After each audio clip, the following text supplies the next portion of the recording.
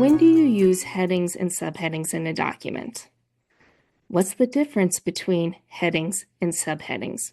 Can you do too many headings? Can you do too few headings? Hi, I'm Elizabeth Preston, and I'm an executive consultant and the manager of the Communications Diagnostic Department at Hurley Write Incorporated. I love headings and subheadings because they make documents easier to read. They make them skimmable, they make them logically flow, and as a reader, I can just look for the heading that I need. For example, if I only want to know the financials of a project, I can skip all the project foundations, I can skip the backstory and go straight to the financials.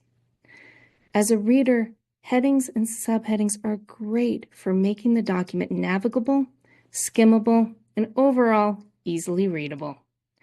As a writer, headings and subheadings keep you on track to make sure that you are writing your document in a logical manner. Also, looking at your heading, you can look at your body of your document and go, did I really say that? Did I make good on the promise that I made in my heading or in my subheading? Readers hate it when you violate your promises in your headings versus the content that follows.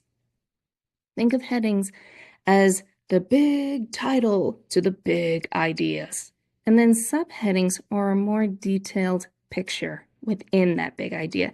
You can even go subheadings for even more detailed picture. Use headings and subheadings to make sure that your document is easily readable and logical. You'll be thanking yourself later when you edit your document, and your readers will be thanking you as they read your document. Life's too short to write poorly. Learn how you and your team can save time and money, but with better writing skills. Give us a call at 877-249-7483 or email us at info@hurleywrite.com. That's info@hurleywrite.com.